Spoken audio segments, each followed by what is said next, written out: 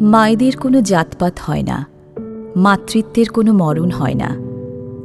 দূর আকাশের তারা হয়ে যাওয়া প্রিয় মায়ের জন্য এই নিবেদন।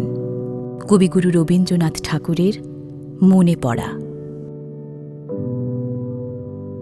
মাকে আমার পড়ে না মনে, শুধু কখন খেলতে গিয়ে হঠাৎ অকারণে একটা কিশোর গুনগুনিয়ে কানে আমার বাজে।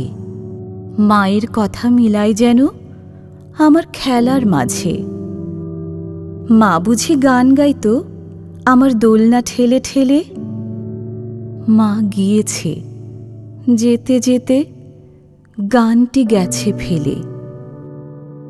মাকে আমার পড়ে না মনে, শুধু যখন আশ্বিনেতে ভোরে শিউলি বনে শিশির ভেজা হাওয়া বেয়ে ফুলের গন্ধ আসে, তখন কেন মায়ের কথা আমার মনে ভাসে।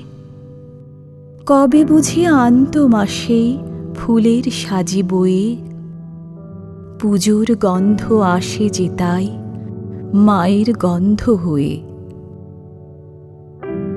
মাকে আমার পড়ে না মনে, শুধু যখন বসে গিয়ে শোবার ঘরের কোণে জানালা থেকে তাকাই দূরে নীল আকাশের দিকে। মনে হয় মা আমার পানে চাইছে অনিমিষে।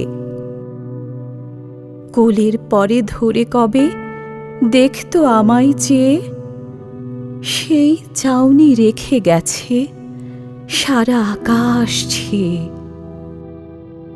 মাকে আমার পড়ে না মনে, মাকে আমার পড়ে না মনে।